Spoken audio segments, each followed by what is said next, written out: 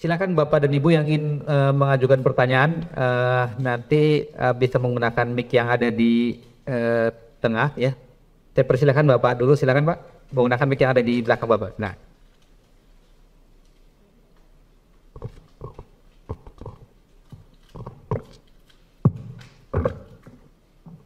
Assalamualaikum warahmatullahi wabarakatuh. Matur nuwun Ustaz atas nasihatnya yang luar biasa terkait juga dengan strategi dana tadi gitu. Alhamdulillah waktu di Jogja saya dihadiahkan satu buku yang ditulis oleh Takmir Masjid Al-Falah Sragen, strategi memakmurkan masjid, aplikatif sekali gitu.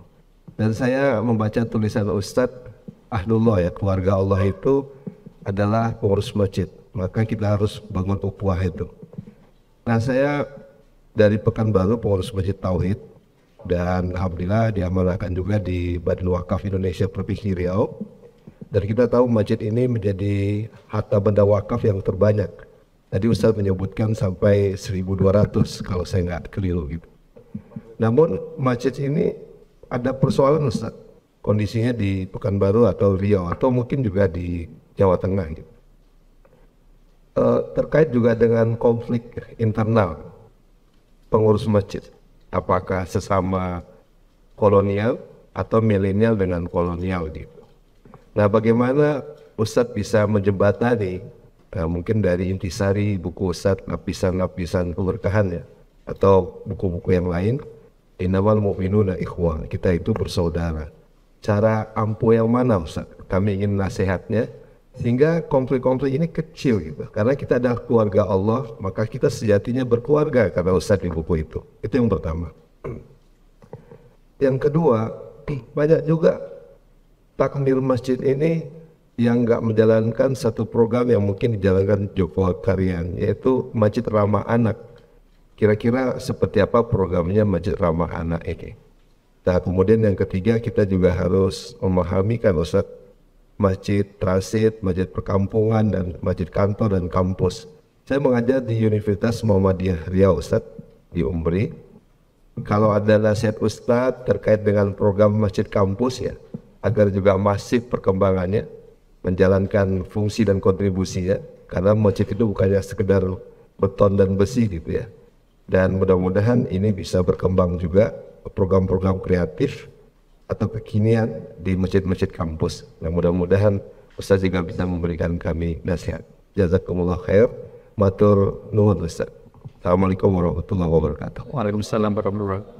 Mungkin satu pertanyaan lagi Ustaz ya, buat supaya dua-dua sambil mungkin Ustaz sambil minum dulu Ustaz, sudah disediakan oleh panitia. Silakan Bapak.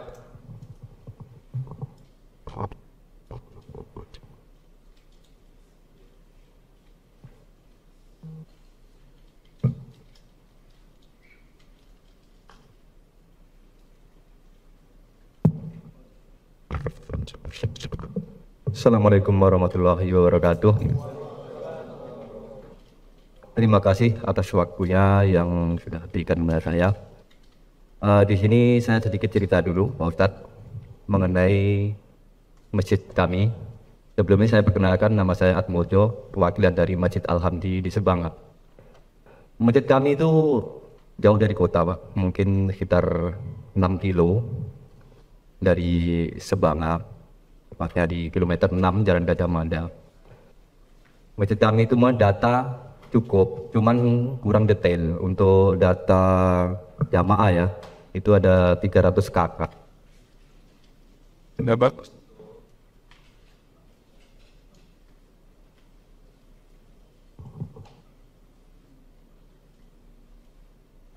Atau bisa pakai sebelahnya.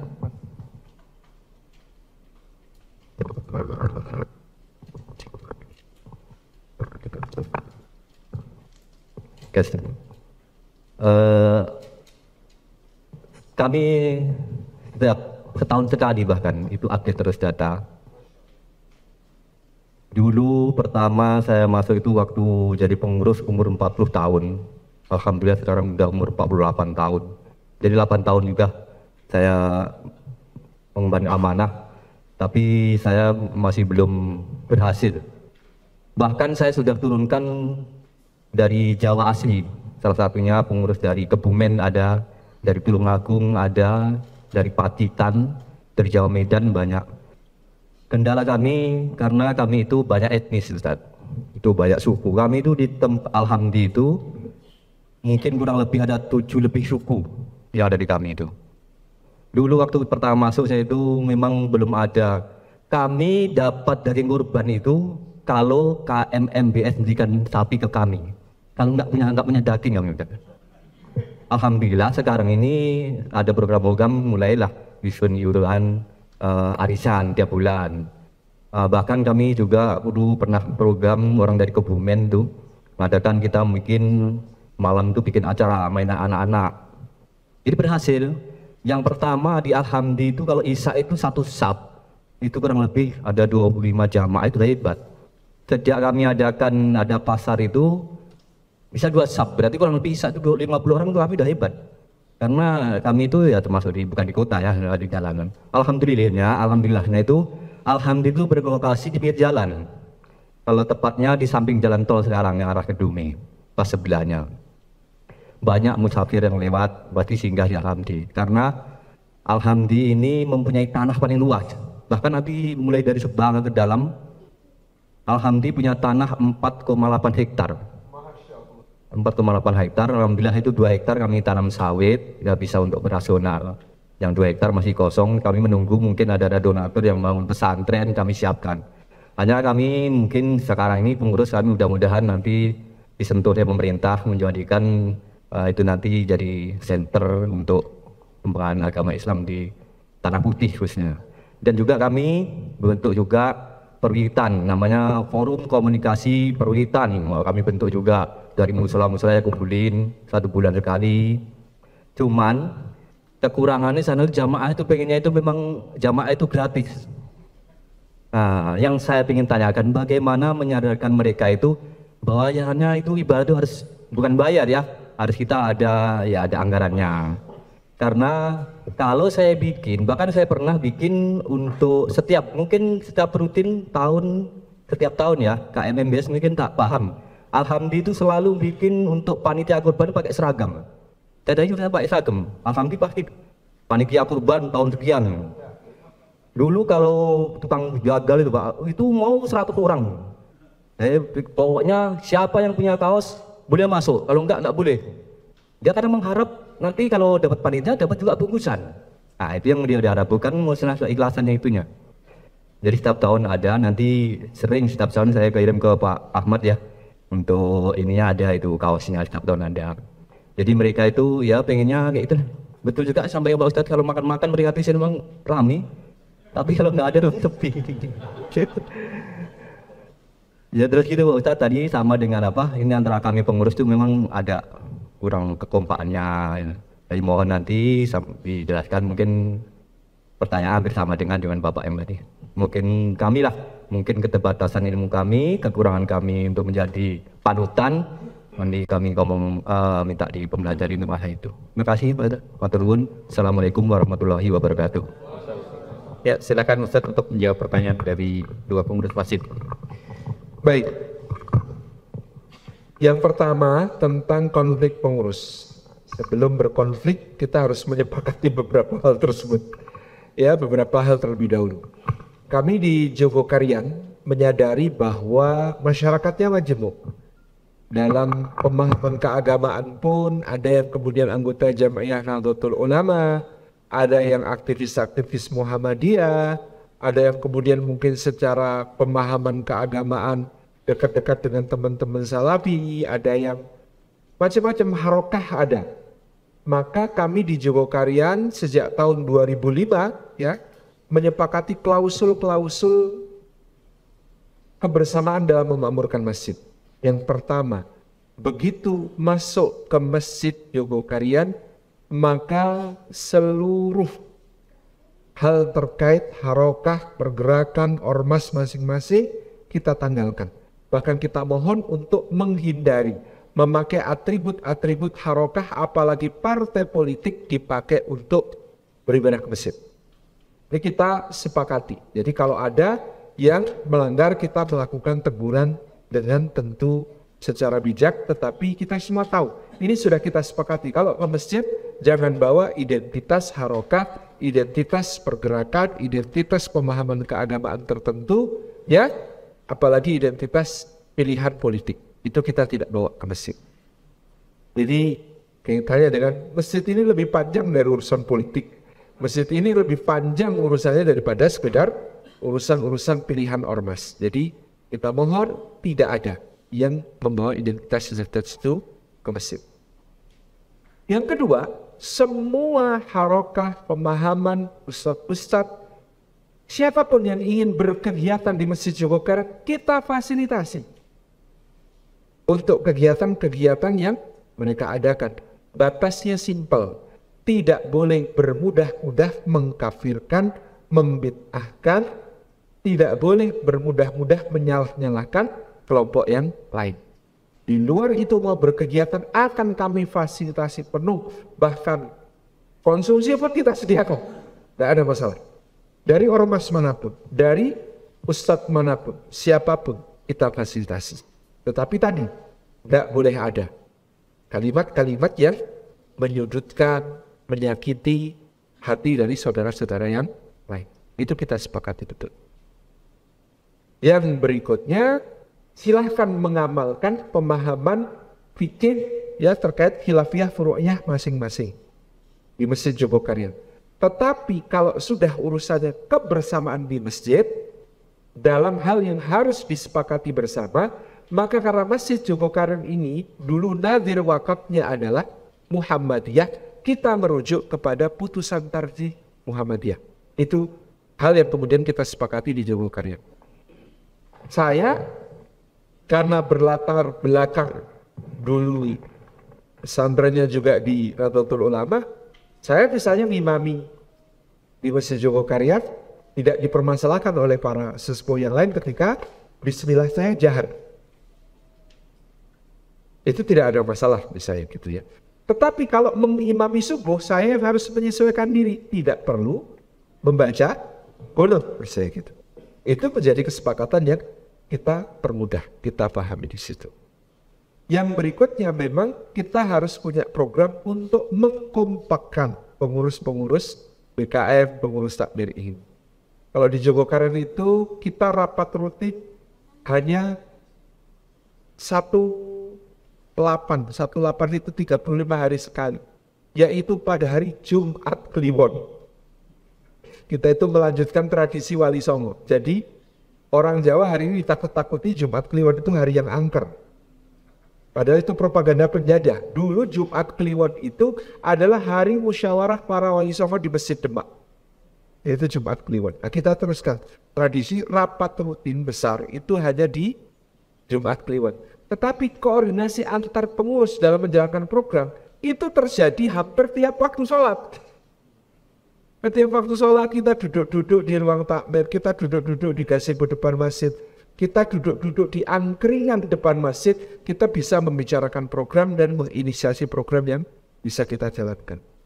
Tentu di awal kepengurusan kita biasanya melakukan rapat kerja, kita biasanya melakukan berbagai kegiatan, tapi yang tidak lupa kita biasanya melakukan ada outbound bersama, rafting bersama, hal-hal yang sifatnya santai dan mengkompakkan. Nah kita kadang-kadang karena sudah tua, lupa untuk senang-senang bersama seperti itu gitu ya. Nah mungkin perlu diinisiasi dari bagaimana BKM itu kemudian kita bisa ada program yang sifatnya refreshing bareng-bareng. Untuk kemudian hati ke hati ngobrol ya satu sama kalau perlu ngundang trainer yang bisa menjadi wasilah untuk tim building supaya bisa membangun tim yang kuat di antara sesama pengurus BKM. Kita perlu pendekatan-pendekatan modern seperti itu saya kira. Ini tentang konflik antar pengurus. Yang kedua, demikian pula dalam membuat supaya masjid ini ramah anak, kita mengkompromikan banyak hal di situ. Bagaimanapun juga yang sepuh-sepuh itu, yang tua-tua, yang senior itu tetap akan menyampaikan mereka merasa terganggu dengan kehadiran anak-anak di masjid bergabung sholat berjamaah kalau anak-anak ini dan ramai.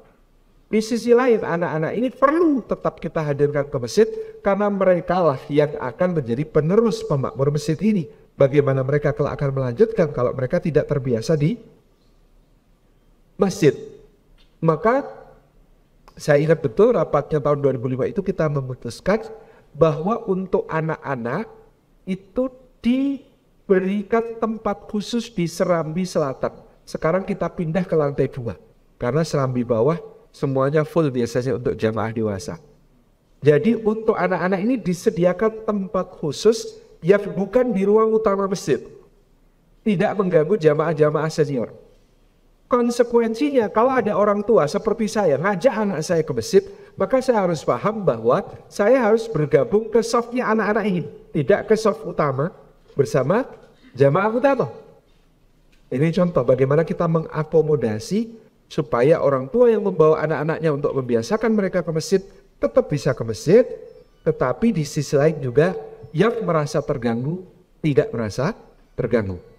Saya kira kita bisa menempuh strategi semacam itu untuk mengkompromikan dua hal ini.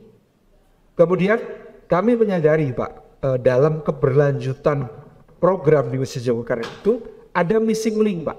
Ada titik-titik gimana jamaah kita bisa hilang. Titik pertama, titik kritis kaderisasi itu usia SMP. Kalau anak SD itu ikut TPA TPQ di masjid, ikut ngaji pengajian anak-anak di masjid, aman. Tapi usia SMP mau ikut remaja masjid masih kekecilan, mau ikut pengajian anak-anak sudah kebesaran. Sehingga mereka hilang. Banyak masjid-masjid kehilangan generasi penerus di usia SMP. Di Jogokarian kami bentukkan untuk mereka sebuah organisasi namanya pengurus Hamas, Himpunan Anak-anak Masjid. Itu mereka difasilitasi, bantu ngurusin adik-adik pengajiannya, mereka terlibat urusan-urusan manajemen kecil, bahkan kemudian mereka diberikan sekretariat, ruang-ruang untuk berekspresi di masjid. Saya tahun 2000 itu ke Masjid Jogokarian kaget karena ada ruangan namanya Sanggar Aula. Di Sanggar Aula Masjid Jogokarian ini ada sansak, ada meja karambol, ada meja pingpong, ada fasilitas olahraga yang lain yang digunakan untuk mengikat supaya anak-anak muda ini ada di masjid. Di masa berikutnya dilengkapi komputer, printer kalau mengerjakan tugas di masjid, ngeprint tugas di masjid gitu ya. Di masa berikutnya ada wifi dan lain sebagainya, kemudian bisa diakses oleh mereka untuk melakukan banyak hal supaya ini ramah anak selain gitu ya. Kalau mau main di masjid, berkegiatan di masjid, dibikinkan teh panas, dibelikan gorengan, difasilitasi oleh masjid. Itu intinya supaya anak-anak ini senang di masjid. Sampai dulu ada namanya geng anak-anak SMP namanya ketek kopiok. Ketek itu kera, kopiok itu gak jelas gitu ya. Ini anggotanya anak-anak SMP. Sampai level waktu itu sudah ya ada yang mabus. Nah, ini malah kita berikan ruangan khusus di masjid untuk jadi markasnya. Silahkan bertempat tinggal di masjid, kegiatan di masjid. Yang penting kalau ada adzan ikut sholat. Lainnya boleh bebas pakai ruang ini untuk apa saja. Ternyata Ketek Kopiok ini sampai dapat penghargaan dari Polsek Sewon. Karena mereka itu menguasai betul wilayah situ ya. Pernah ada anak hilang, mereka yang nyari dan ketemu gitu ya. Ya, ada orang yang dengan gangguan jiwa hilang, mereka yang nyari gitu ya, dengan jejaringnya ketemu gitu ya. Luar biasa, geng SMP bisa jadi Ketek Kopiok ini. itu contoh bagaimana kita mentreatment anak-anak ini supaya tetap di masjid. Missing link kedua itu usia kuliah, kerja awal-awal dan nikah awal-awal. Itu juga berbahaya. Karena mereka mau ikut remaja masjid sudah ketuaan, mau gabung bapak-bapak takmir masih kemudaan. Sehingga usia-usia ini kita bikinkan wadah namanya kurma, keluarga alumni remaja masjid dan bapak-bapak muda. Kegiatan utamanya makan-makan. Jadi keliling pengajian ke rumah-rumah salah satu anggota, ya bergiliran tiap 2 pekan sekali, ya makanya dibilang kurmangan.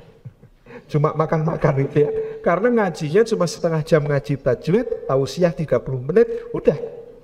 Setelah itu lebih banyak keakrabannya. Tapi luar biasa, karena mereka punya ikatan kumpul-kumpulnya ini, mereka itu tulang punggung utama kegiatan masjid yang siap nombok, Pak. Karena mereka kan orang-orang yang berpenghasilan di usia muda dan kemudian kadang-kadang belum tertuntut untuk nyekolahkan anak yang biayanya mahal-mahal, sehingga mereka justru siap cash flow yang jauh lebih lancar daripada yang lebih tua-tua gitu ya. Sehingga ini menjadi tulang punggung berbagai program-program masjid yang disebut kurma. Ibu-ibunya namanya Umida, Ukuah Umi Muda. Nah itu program ngajinya itu ada ngaji marketing online, ngaji jualan online gitu ya, ngaji parenting, ngaji ke ayah bundaan dan lain sebagainya. Itu bisa menjadi wahana pembinaan. Jadi saya kira itu.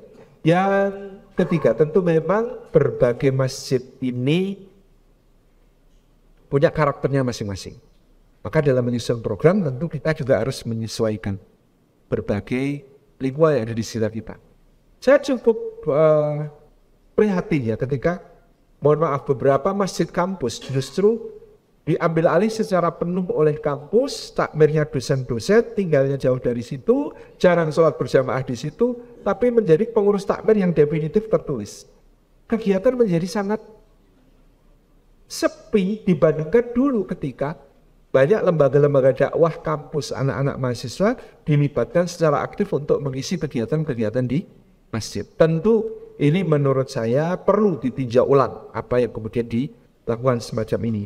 Karena kasus seperti Masjid UI, kemudian Masjid UGM, Masjid kampus UGM ketika kemudian takmirnya dipegang hanya oleh para dosen, ya menyelenggarakan kajian yang ngisi Ustadz Abdul Somad aja nggak berani gitu dosennya itu. Kan ini jadi kemunduran gitu ya, jadi kemunduran. Ini hal-hal yang kemudian saya kira perlu kita mengenali ya lingkungan. Semacam itu apa yang bisa kita lakukan untuk menarik minat orang supaya kemudian aktif di masjid. Di Masjid Jogokarang itu bukan masjid kampus, tapi kalau Ramadan 3.000 porsi makanan buka puasa itu konsumen utamanya mahasiswa Pak di Jogja gitu. Padahal kita jauh dari kampus, tetapi kemudian ini menarik minat teman-teman mahasiswa untuk datang ke Masjid Jogokarian dan menyemarakkan kegiatan. Karena kadang-kadang kegiatan sorenya itu, kalau Ramadan di Jogokarian itu judulnya lucu-lucu Pak. Ada namanya Pola, Kajian Obrolan dan Lagu Islam. Singkatannya Pola G. Kemudian ada, itu Mas Fredo pernah jadi peserta. Kita bikin lomba stand up komedi syariah. Stand up komedi tapi syariah. Karena stand up komedi syariah nggak boleh bohong gitu ya, nggak boleh. Jadi lucunya harus lucu yang syar'i gitu kan. Nah ini tantangan tersendiri kan gitu. Jadi ada kemudian yang namanya cerita Islami untuk anak Kak Bimo dan kawan-kawan, Kak Ari ya, BPMI, Persatuan Pengisah Muslim Indonesia, itu biasanya ngisi cerita nabi-nabi untuk anak-anak, cerita sahabat-sahabat nabi, ya cerita-cerita Quran. Jadi Masjid Jogokaryan menjelang buka puasa, kita biasanya kegiatannya yang bukan serius pengajiannya itu, bukan serem-serem pengajiannya, tapi yang santai dan menghibur. Itu yang kemudian kita lakukan pendekatannya. Nah, karakteristik masjid kampus tentu bisa diisi dengan berbagai kegiatan yang termasuk memfasilitasi. Kenapa kami mengambil fikih masjid bisa menjadi tempat ekspresi seni dan budaya? Karena kita ketemu dalil yang jelas. Rasulullah SAW pernah duduk di pintu rumahnya Bunda Aisyah. Ibunda Aisyah di pangkuan beliau, pipi nempel pipi, ya. Rasulullah dan istrinya itu pipi nempel pipi. Menyaksikan apa beliau berdua? Menyaksikan tarian tombak ala Habasyah. Tarian tombak ala Ethiopia, tarian tombak ala Afrika dipentaskan di dalam Masjid Nabawi oleh Bilal dan teman-temannya dari Habasyah. Artinya ternyata masjid bisa menjadi tempat apresiasi seni dalam batas-batas tertentu. Itu contohnya. Nah ini Masya Allah Pak, tadi masjidnya sudah ada data jamaah ya, 300 kepala keluarga, menarik sekali bagaimana kemudian mengelola jamaah yang sudah ada ini ya. Tadi update sensusnya tahunan, keren sekali, kita aja cuma 3 tahun sekali ya. Di Jogokaryan ini bisa tahunan. Ini sudah sangat on the track di dalam mengelola masjid, sudah punya database dan sebagainya. Nah termasuk memang database ini sangat bermanfaat dalam berbagai program, termasuk tadi Pak, Bapak, Ibu mungkin nanti bisa melihat di YouTube bagaimana pelaksanaan misalnya kurban di Masjid Jogokarian. Nah kita rata-rata per tahun itu sekitar 50-an sapi kita menyembelih, kemudian ya mungkin 40-an kambing biasanya, 50-an sapi 40-an kambing itu jam 11 siang selesai pengelolaannya. Panitianya berapa? 600 orang Pak. Semuanya berseragam, tapi seragamnya itu kita tidak pernah mengeluarkan uang karena kita jual sebagai sponsor. Penuh Pak, punggungnya ada berbagai macam nama usaha, Optik Manding, penerbit Pruyu Media, gitu ya, warung soto Pak Pono, gitu ya, macam-macam kita pasang karena kemudian kita sudah jual sebagai sponsor tadi. Jadi memberi kaos itu bahasa Jawanya pengaosan, gitu ya. Pengawasan itu sama dengan pengajian gitu. Itu kita bisa adakan itu. Kita punya ya itu 600 SDM yang kita atur sedemikian rupa. Jadi setiap menit itu kita perbarui data berapa sudah tersembelih, berapa sudah terkeleti kulitnya, berapa yang sudah tertimbang, berapa yang sudah tercacah, berapa yang sudah terbungkus, berapa yang sudah terdistribusi. Itu ada kolomnya semuanya dilaporkan tiap 5 menit. Diupdate data terus sehingga kita bisa laksanakan dengan sangat lancar. Ada yang tanya, Sat, Jogokarian isinya orang kaya? Enggak. Yang berkorban di Jawa itu bahkan yang pekerjaannya tukang bubur ayam, tukang bubur kacang hijau, keliling, dan lain sebagainya itu bisa berkorban. Ini soal kesadaran. Bagaimana kemudian kita perlahan-lahan membangun kesadaran bersama itu. Jadi kok bisa sebanyak itu korban sapinya? Bukan karena orang kaya, tapi karena kesadaran. Itu yang kita bentuk pelan-pelan. Tadi sudah bagus ada arisan, sudah bagus ada tabungan kurban gitu ya. Kita itu ada tabungan kurban sehingga ada yang warga kita itu kurbannya 2 tahun sekali. Nah, mereka kalau setahun sekali masih berat, sehingga mereka bisa kurban 2 tahun sekali dengan diproyeksi. Kira-kira per Jumat mereka harus tabung berapa, itu kita selenggarakan, kita bantu. Itu contoh. Jadi data ini memang sesuatu yang luar biasa. Nah tentang bagaimana membangun kesadaran jamaah bahwa ini semuanya itu tentu berbiaya, dakwah itu berbiaya, beribadah di masjid itu berbiaya. Tadi kita sudah sampaikan, termasuk kita sukseskan dulu itu pakai cetakan bagus kayak undangan pernikahan Pak, tentang biaya masjid per kapita per minggu itu tadi. Termasuk kita dulu ada program namanya Gerakan Subuh Berjamaah. Itu kita juga pakai undangan kayak undangan nikah Pak. Kepada YTH Bapak Ibu Saudara kita tulis bainin jamaah kita. Gitu ya, mohon maaf apabila terjadi kesalahan tulisan nama, gelar dan alamat itu. Ya, kemudian halaman berikutnya isinya adalah mengharap kehadiran Bapak Ibu Saudara dalam acara sholat subuh berjamaah besok pada pukul 04.00 WIB di Masjid Jogokarian.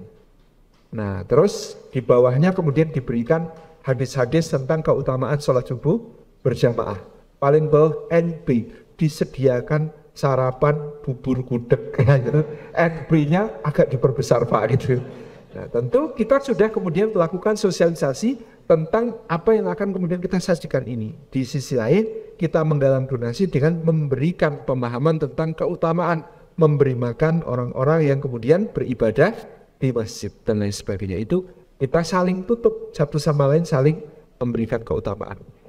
Jadi kalau di Jogokarian itu kita membangun kesadaran bersama bahwa masjid ini kita selenggarakan dengan berjuang bersama-sama, beriuran bersama-sama dan lain sebagainya itu sejak awal Pak.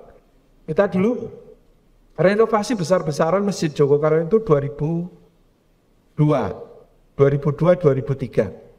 Di tahun 2002-2003 itu budget kita untuk renovasi Masjid Jogokarian itu waktu itu 2,5 miliar Pak.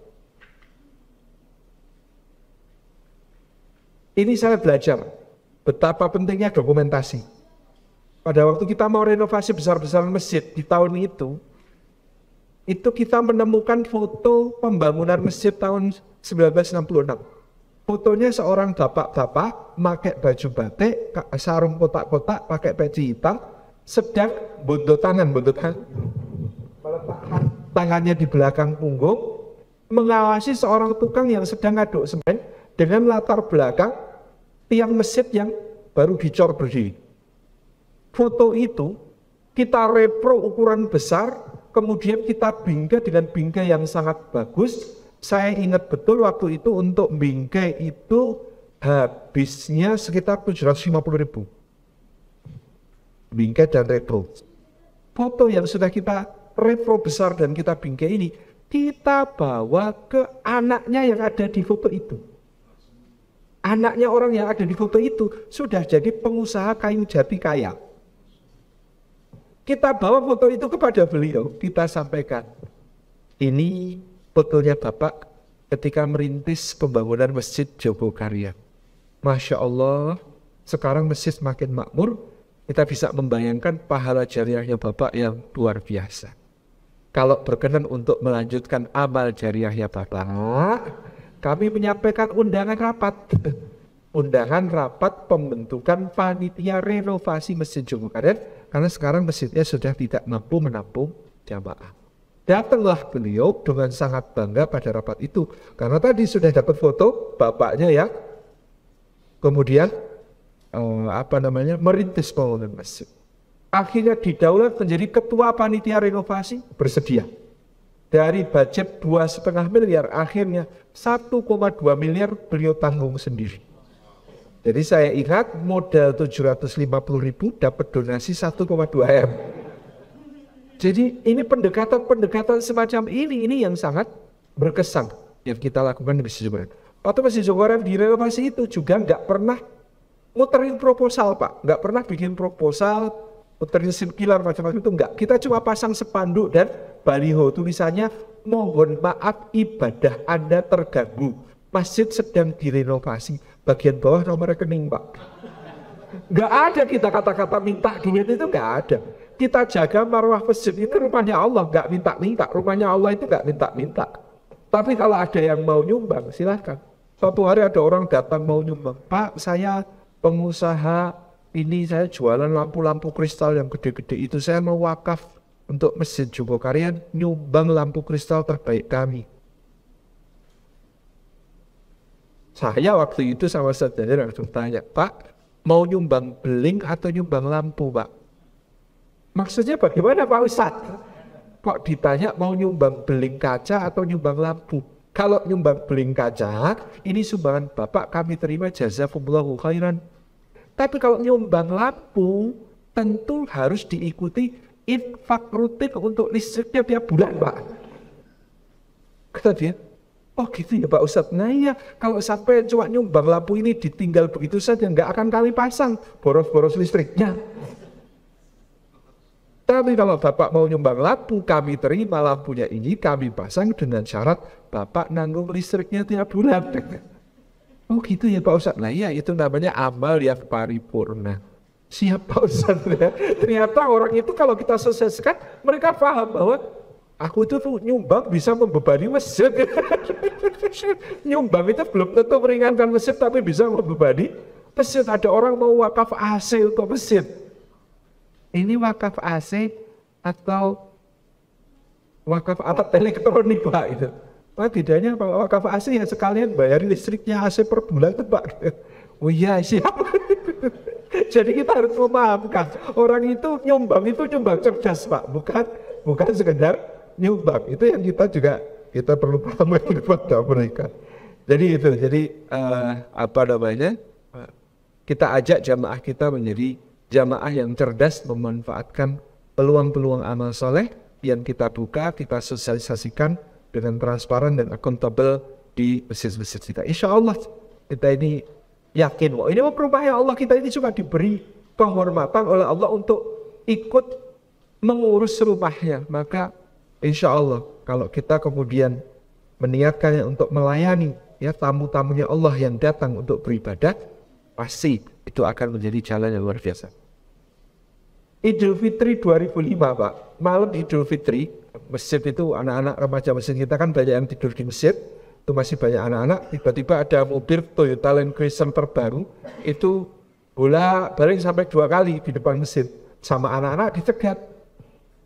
Mohon maaf Pak, ada yang bisa dibantu? Ya ini kami ini mudik dari Bandung mau ke Madiun, Cuma kok ini kayaknya kemalaman capek. Wah, dari tadi nyari hotel pada penuh semua, Dik. Ada nggak di sekitar sini hotel yang bisa kami nginep sekeluarga? Waduh Pak, kalau hotel mungkin ini memang sedang banyak yang penuh Pak. Tapi kalau berkenan ini di kamar kami, di masjid kami ada kamar yang biasa dipakai para ustadz untuk iktikaf. Kalau Bapak berkenan, mau silahkan. Kalau mau bermalam bersama keluarga di sini seadanya Pak. Oh boleh ya Dek, boleh Pak, silahkan. Kemudian mobilnya masuk, dijagain sama anak-anak. Karena kata anak-anak, harga mobilnya sama harga masjidnya nggak jauh-jauh amat gitu kan. Kemudian disiapkan di kamar yang biasa dipakai ustadz-ustadz pembimbing itikaf. Di situ cuma ada karpet tebal, bantal, selimut. Ya, kemudian di sekitarnya, di dekatnya ada kamar mandi. Disiapkan sama anak-anak, dibikinkan teh panas, itu ditunjukkan dapur. Kalau mau masak ada persediaan mie instan, ini dispensernya macam-macam. Ditunjukin sama anak-anak. Ngineplah beliau di situ malam itu. Paginya itu tanya, Dek ada nomor rekeningnya takmir, Dek. Saya tak titip zakat mal saya di sini aja, Dek. Gitu. Waktu itu beliau transfer 12.500.000 rupiah. Tak bilang sama anak-anak waktu itu, hotel mana yang semalam harga segini? Hotel mana di Jogja ini yang semalam 12.500.000 gitu ya, pada tahun itu, di tahun 2005. Dan itu yang mendasari kami, akhirnya lama-kelamaan kita menyediakan kamar gratis untuk musafir. Tetapi karena semakin banyak musafir yang mengatakan kami siap bayar kok Pak, yang penting bisa nginep dekat masjid. Karena hotel-hotel di sekitar masjid juga sering penuh, maka kemudian sekarang kita punya 12 kamar yang kita sewakan. Kalau Bapak Ibu bertamu ke Masjid Jogokarian, kita sediakan kamar di lantai 3 Islamic Center Masjid Jogokarian. Itu apa namanya, ada liftnya sekarang Pak. Insya Allah yang sepuh-sepuh tidak lagi kesulitan dengan dengkul yang mulai aus gitu ya. Demikian Pak, Allah Alam bisawab. Terima kasih atas penjelasannya. Jadi Bapak dan Ibu semua, yang disampaikan Ustadz Salim ini memang benar-benar ada contohnya, praktik implementasinya, bukan hanya sekedar teori gitu ya. Jadi sangat mungkin bisa diimplementasikan di masjid-masjid kita ya. Dari ide-idenya yang mungkin tidak kita pikirkan ya, ternyata bisa berhasil dilakukan di Jogokarian. Dan saya yakin kalau kita punya kemauan, punya tekad, bismillah lah ya, insya Allah juga ya paling tidak mengikuti jejak kesuksesan di Jogokarian. Baik, karena kita punya